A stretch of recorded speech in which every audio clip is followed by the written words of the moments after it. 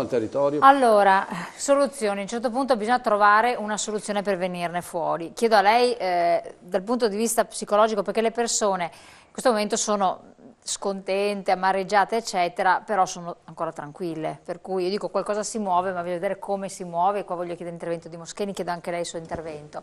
Un attimo solo che c'è una telefonata. Pronto? Pronto? Buonasera. Buonasera, da dove chiama?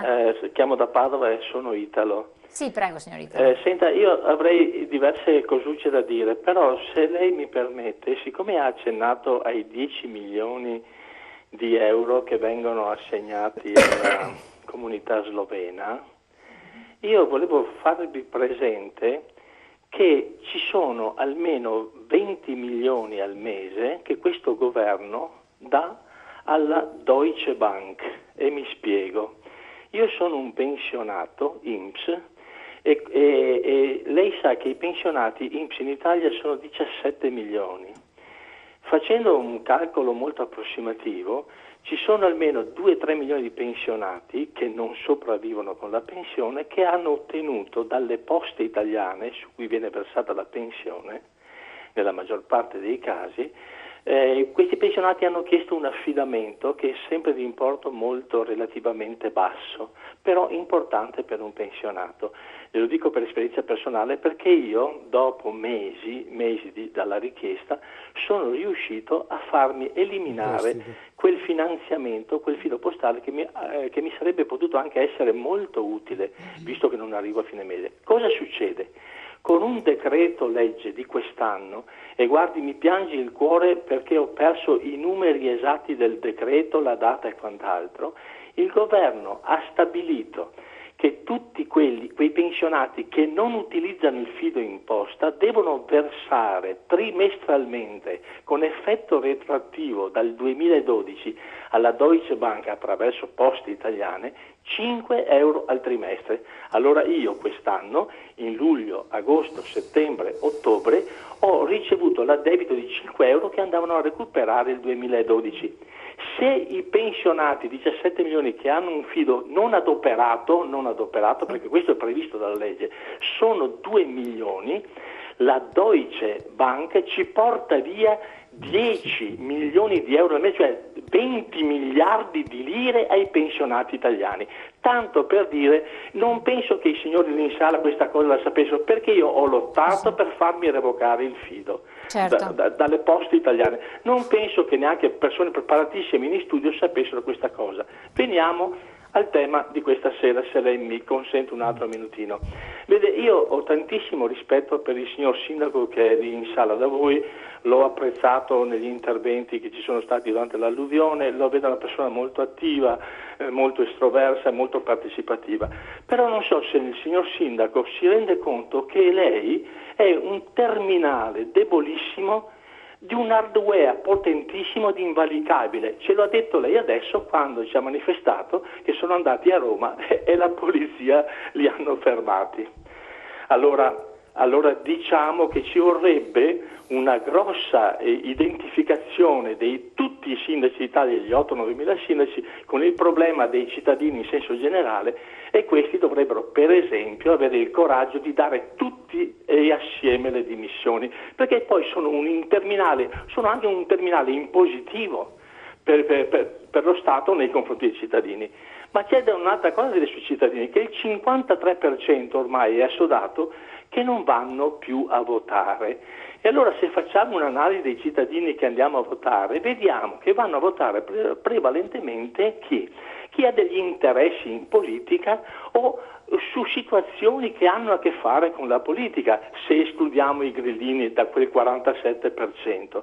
Ma c'è anche un'altra cosa, c'è la parcellizzazione della protesta. Io sento, soprattutto attraverso le televisioni private, che ci sono molte iniziative, però guardate che queste iniziative io le sento molto chiuse in se stesse, mentre quando il PD chiama a raccolta i suoi votanti, tutti si prodigano, in 3 milioni vanno a fare le primarie e fanno i banchetti, fanno questi. Invece cosa fa l'elettore di centro-destra o di destra? vota pensando che il Berlusconi risolve il problema, che l'eletto risolve il problema. No, non è così che si cambia la politica, perché noi saremo sempre vittime di un sistema, perché, come diceva l'imprenditore adesso inquadrato, ognuno si sente padrone a casa sua, ma gli altri te lo mettono nella greppia. E allora, vede, ci vuole tanta autocritica e poi bisognerebbe avere questo spirito di unione e di partecipazione, perché per esempio io ho tentato tante volte di partecipare così a qualche iniziativa politica di destra, ma non ti fa entrare assolutamente nessuno, assolutamente nessuno. Tu sei un uomo qualunque che magari va a rompere le uova nel paniere a chi spera di far politica o ha dei vantaggi, quindi questa solidarietà è apparente, è finalizzata a chi partecipa a un'associazione, ma il cittadino, o meglio il suddito, o meglio ancora il paria, non viene assolutamente coinvolto. Io posso fare nomi e cognomi di tentativi di iniziative che ho fatto. Io la ringrazio molto, anche per il tempo che mi ha concesso. Mi sono dilungato tantissimo, però insomma di cose ce ne sarebbero tante. Comunque auguro buon lavoro e speriamo di risvegliarci a primavera magari. Primavera, infatti.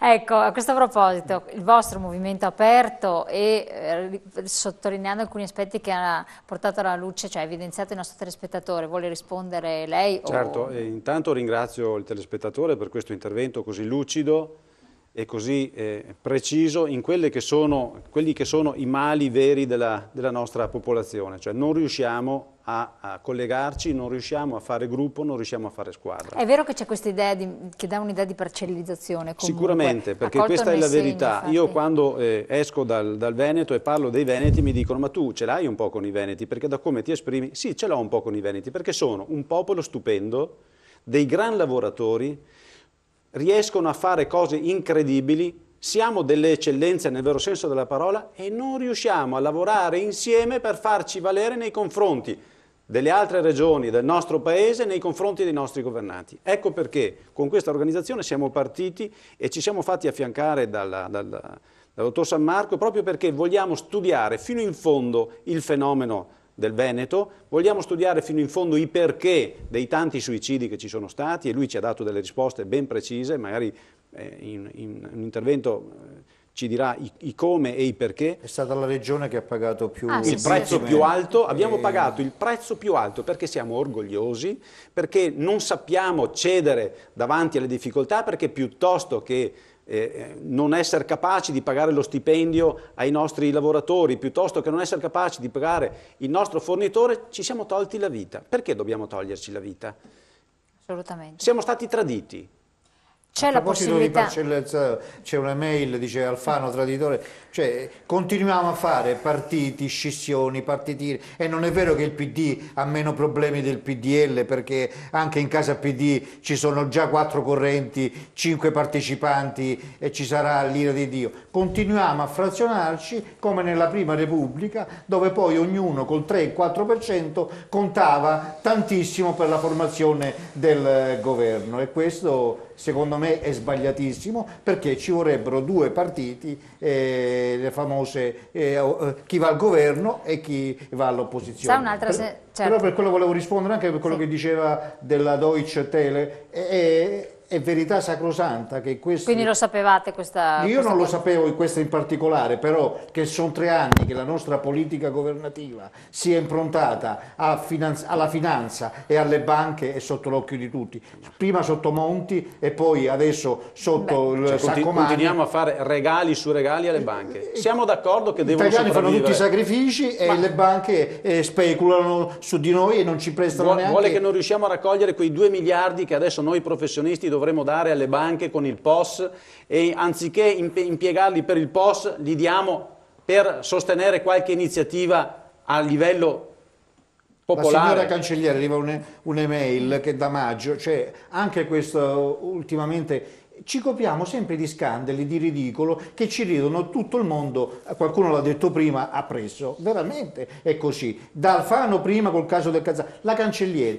è il colpevole, non è il colpevole, non mi interessa, la telefonata era intercettata, ha detto cose assurde, ha detto non sono d'accordo, poverino, hanno sbagliato, non è giusto, parliamo di una famiglia dove ci sono 3 inquisiti e un latitante. Certo, io vorrei sentire il presidente Moschetta. Lo Stato si sta rovinando e sono d'accordo con il signore che ha telefonato, andiamo noi a Roma, quindi signor Moschetta, lei rappresenta un'associazione, ecco, ripassiamo il microfono, grazie, un'associazione di cittadini, no? Che cosa rappresenta? Perché voglio far sentire anche la loro voce. No, beh, io rappresento un'associazione che si occupa di salute e alimentazione, quindi dell'aspetto della cura naturale. Ho conosciuto Diego perché anch'io con la mia esperienza praticamente... Dottor Moscheni. Sì, sono dottor Moscheni, perché diciamo noi nel territorio stiamo facendo molto, stiamo aiutando le persone con sistemi proprio di cure alternativi, quindi che non sono né costosi, che non fanno male. Non ci si può manco più curare. No, non dimentichiamo che ci si ammala molto di più, per cui prego, scusi, ticket non volevo interrompere. Ma stiamo portando un messaggio, che è un messaggio forte, che si può ridurre la spesa pubblica della sanità. Infatti, sentiamo, infatti non volevo interrompere. E niente, stiamo lavorando molto perché abbiamo anche molto successo e i risultati ci sono. E questo purtroppo non so come mai ha suscitato l'invidia di qualche organizzazione medica, non so, e ci sono arrivati quelli dell'Ufficio delle Entrate dove e vorrei proprio dirlo questa sera, dove il responsabile ha guardato il progetto del nostro centro e ha detto noi vi lasceremo fare questa cosa solo se noi ve lo permettiamo. E poi ci hanno anche creato dei problemi a livello di pagare. Sta scherzando, ho detto sì, questo. così. No, questo è proprio, se avessi avuto il registratore l'avrei proprio registrato, quindi credo che sì, siamo in uno stato dove non c'è proprio la libertà di poter lavorare, di poter praticare e soprattutto anche di fare qualcosa di utile. Credo che ci sia proprio, ci sono degli interessi che vanno a toccare, cioè l'interesse economico è così alto rispetto alla verità che i cittadini vogliono sentirsi, quindi alla salute, al poter star bene, e questa cosa è un po', secondo me, pericolosa. In Italia contano molto le lobby ancora, dottoressa. Quindi io volevo aggiungere, poi mi sono trovato anche solo in questa cosa, grazie a Diego, il signor dottor Moscheni, condivido appunto questo desiderio di unire le persone, no? Perché unendo le persone si riesce poi anche a fare forza e portare avanti quelli che sono i propri ideali in uno Stato dove proprio oggi non c'è più. Quindi è importante anche riuscire a far star bene le persone e anche a far sì che le persone abbiano la capacità di cambiare la loro coscienza. L'energia per poter cambiare. Per infatti mi collego e ritengo invece, a differenza di ciò che diceva il nostro amico, che è fondamentale partire dalla base per ottenere il cambiamento, perché se noi vogliamo cambiare dal grosso non ci riusciamo mai. Sono passati tanti anni. Sono passati tanti anni e infatti... Lasciamo finire, dopo passiamo. E infatti cosa è successo dopo tutti questi anni? Ci stiamo solo lamentando e siamo incazzati. Ma questo non risolve nulla. Noi dobbiamo passare all'azione. E quindi dalla nostra parte, perché ognuno fa il suo, perché se non è così è un macello.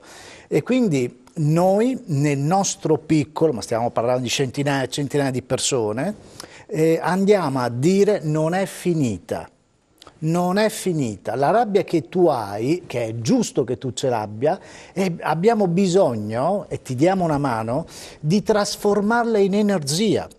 Perché... L'imprenditore, facciamo un esempio dell'imprenditore. Lei è arrabbiato? Moltissimo. Moltissimo. E la sua azienda come sta andando? Sono uno dei meno peggio, ma siamo sempre con... Ecco, come potrebbe...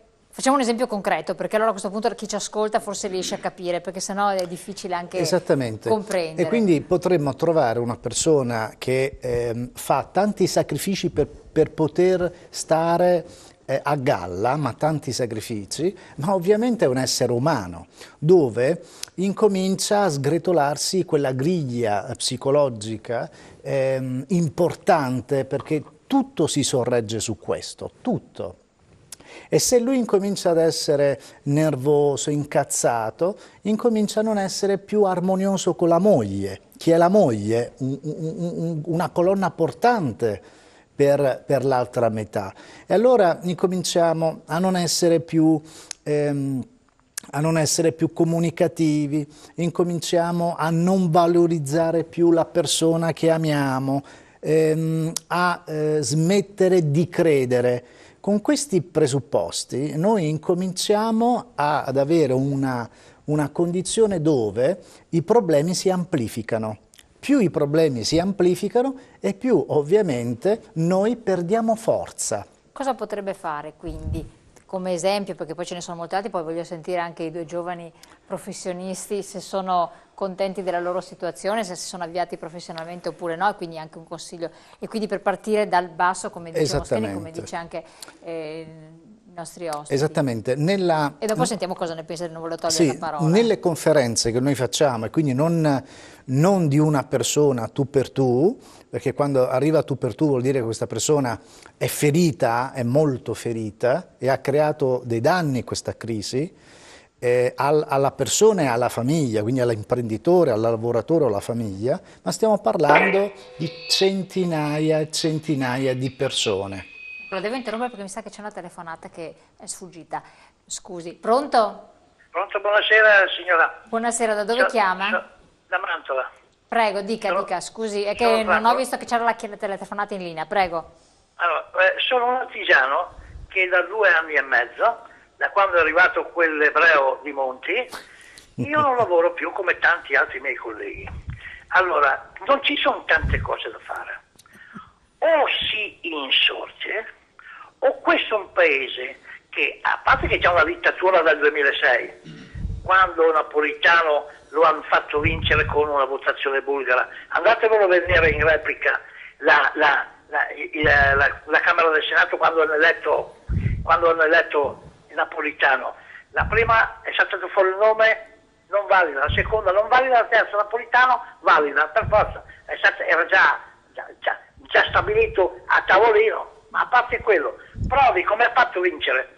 No, ma non rifacciamo la storia, ci dica. Allora, semplicissimo, è semplicissimo, ci si deve organizzare. Ed è quello che stiamo dicendo. Imprenditori, artigiani, liberi professionisti, si devono organizzare, insorgere e andare a Roma, se no questi tu non li porti più via. Questo siamo al punto del non ritorno, siamo al punto del momento dei cristalli, dei lunghi coltelli. Sì, però io me ne andrò a gennaio. Io a gennaio me ne andrò, perché oggi ho già contattato il Venezuela, l'altra settimana la Colombia, e me ne andrò da questo paese. Ma se non fate qualcosa, fate la fine del topo, certo. Organizzatevi, perché qui si mette, no, è già messa male l'Italia, organizzate, perché qui c'è una dittatura di sinistra, perché se il signor Putin oggi è qui, è perché il patto di Gheddafi l'hanno fatto saltare per non fargli perdere la bustarella, provi. Aprite gli occhi, signori, è dal 2006 che aveva già fatto i patti con Putin. Ecco, io le chiedo solo una cosa, perché abbiamo due diverse cose, o andare tutti a Roma oppure a muoversi dal territorio e partire dal basso. Lei fermo lì. Se no non ne viene fuori. No, ma lei è disposto a dire, le dico domani, ipotesi, prendere e andare a Roma, lei ci va, si alza. Sì, non aspetto altro. Va bene. Cosa ho da perdere io? Va bene, grazie del suo intervento. A lei la parola, risponda alla telefonata. Allora rispondo alla telefonata all'artigiano di Mantova. Allora, andare a Roma abbiamo tutti da perderci, perché andiamo solo a farci male. Non abbiamo né tempo né voglia di farci male, perché qui dietro ci sono dei giovani professionisti, delle persone giovani che devono cominciare a lavorare. Vogliamo mandarli in piazza a farsi del male? Vogliamo una volta per tutte fare in modo che questo nostro paese rimpianga dei figli?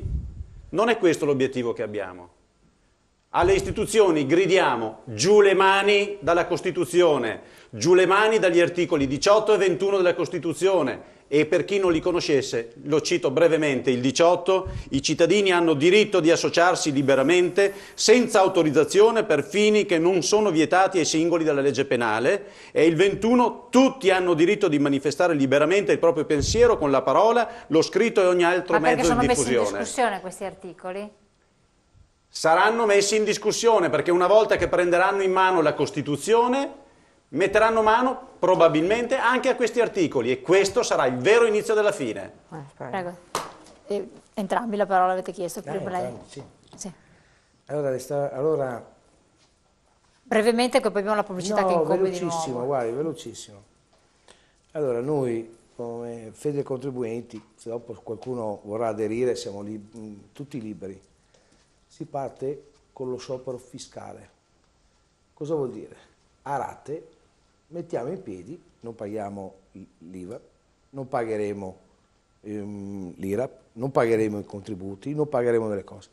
Perché c'è solo un problema, che quando questi signori vengono toccati nei soldi che non arrivano, e i sindaci ci potrebbero dare anche una mano, allora qualcuno si sveglierà. Allora, il problema, ci sono tante cose, e creare un altro movimento partendo dal basso. Ripeto, noi siamo anche disponibili, ma il problema è uno solo: si fanno via tutti i partiti, delle associazioni di scopo, per le elezioni, finché alla fine tu fai 2 mandati, durano per questi 2 mandati, come succede in America e in altri paesi, poi tutti a casa si ricambia. Allora sì, ha senso. Ma se noi vogliamo partire dal basso, facciamo la stessa fine di come ha fatto la Lega, quando è arrivata a Roma. Ma lei non ha capito che noi vogliamo mandare a Roma gente pulita, ma pulita nell'anima. Allora comincia a non fargli arrivare i soldi delle casse a loro, così non se li mangiano per niente. Questo vuol dire mettersi in contrapposizione al governo. Noi non non vogliamo metterci in contrapposizione in questo modo, vogliamo costruire i presupposti legali per costruire un paese legale, vogliamo far riemergere l'onestà intellettuale a dispetto dell'onestà giuridica. Questo è il legame che dobbiamo creare fra noi tutti.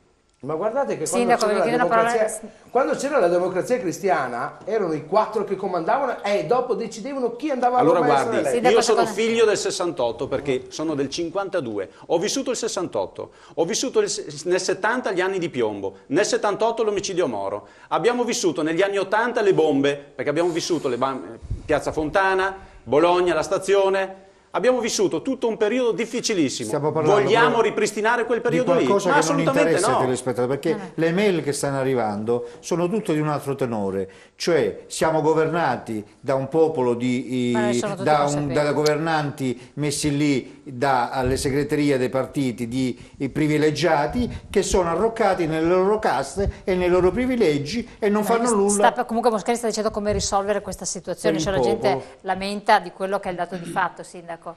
Sì, io sono del parere che giustamente bisogna partire dal territorio per poter dare delle risposte ai nostri cittadini, perché dopo che siamo andati a Roma con i forconi, che cosa abbiamo ottenuto? Nulla. Che cosa abbiamo ottenuto? Io dico, bisogna partire dal basso, giustamente, fare una selezione di persone che stiano prima di tutto in mezzo alla gente, quindi la gente l'ascoltino e la guardino in faccia, perché bisogna guardare in faccia le persone che hanno i problemi, non girarsi dall'altra parte, quindi creare un contatto con le persone. In secondo luogo bisogna studiare ed essere preparati, bisogna che ci sia una legge elettorale che permetta al cittadino di scegliere chi va a rappresentarlo a Roma e non dei soggetti che dipendano direttamente dalle segreterie dei partiti, e poi bisogna capire che dobbiamo avere un ruolo anche in Europa, perché l'Europa viene vista come un soggetto che sta lì nell'iperuranio. In realtà l'Europa ci sta condizionando la vita di tutti i giorni, perché l'Europa sta destinando le risorse al nostro paese come quando vuole, ed è l'Europa che ci mette i vincoli, che poi dà il patto di stabilità, che poi mette in croce le amministrazioni. Facendo deroghe per la Francia ma non per noi. Certo,